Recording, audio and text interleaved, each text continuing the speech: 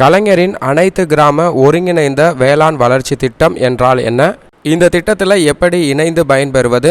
தமிழக அரசு தற்போது எவ்வளவு தூரம் இந்த திட்டத்தை செயல்படுத்தியிருக்காங்க? எந்தெந்த கிராம பஞ்சாயத்துகளுக்கு விரிவுபடுத்தப்பட்டிருக்கிறது?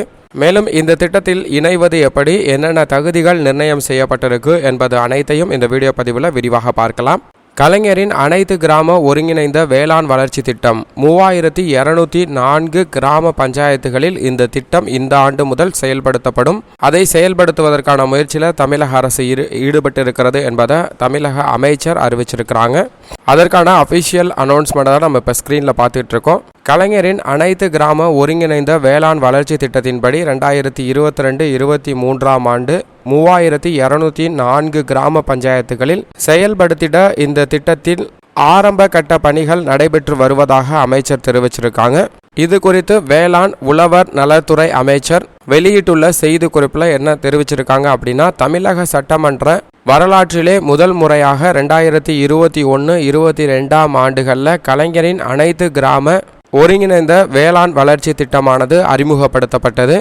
அதன்படி முதல்வரின் 10 ஆண்டு திட்டத்தில் அறிக்கை அறிவிக்கப்பட்டுள்ளதை தமிழ்நாட்டின் நிகர சாகுபடி பரப்பினை 11.75 லட்சம் ஹெக்டேர் உயர்த்துவதற்கு 12,525 கிராம ஊராட்சிகளிலும் உள்ள தரிசு நிலங்களை கண்டறிந்து பாசன நீர் ஆதாரங்களை உருவாக்கி சாகுபடிக்கு கொண்டு வருவதுடன் வேளாண்மை உழவர் நலத்துறையுடன் ஊரக வளர்ச்சித்துறை உள்ளிட்ட பல்வேறு உழவர் நலன் சார்ந்த துறைகளில் செயல்படுத்தப்படும் திட்டங்களை ஒருங்கிணைத்து அனைத்து கிராமங்களிலும் ஒட்டுமொத்தமாக வேளாண் வளர்ச்சியையும் அதன் தன்னிறைவையும் அடைவதே இத்திட்டத்தின் முக்கியமான நோக்கமாக இருக்கிறது என்பதை தெரிவிச்சிருக்காங்க.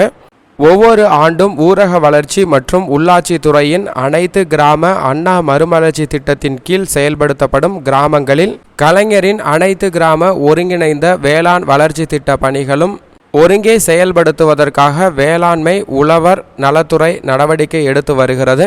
21-22 ஆண்டுகளில் 1997 கிராம பஞ்சாயத்துகளில் பணிகள் நடைபெற்று வருகின்றன.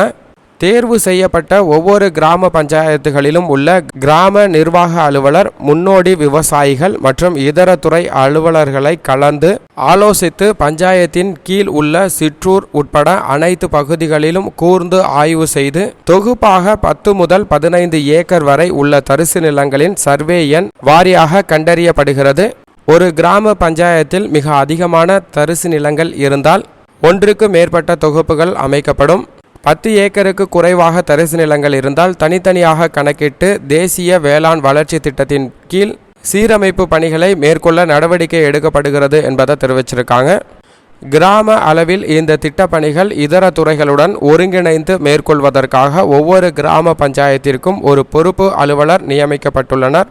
இந்த திட்டம் தொடர்பாக கூடுதல் விவரங்களை அந்தந்த கிராம பஞ்சாயத்து பொறுப்பு அலுவலர்களை தொடர்பு கொள்ளலாம்.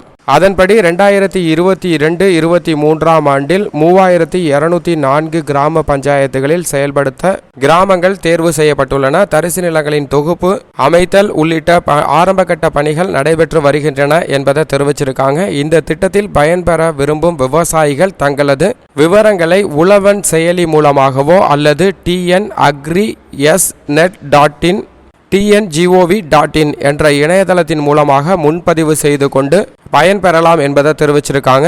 இந்த திட்டத்தின் உன்னதமான நோக்கமாக இருப்பது ஒட்டுமொத்த வேளாண் வளர்ச்சி கிராமங்களின் தன்னிறைவு என்னும் நோக்கத்திற்காக தமிழக அரசு அறிமுகப்படுத்தியுள்ளது இந்த கலைஞரின் அனைத்து கிராம ஒருங்கிணைந்த வேளாண் வளர்ச்சி திட்டம். இந்த திட்டத்தில் அனைத்து விவசாயிகளும் இணைந்து பயன்பெறலாம்.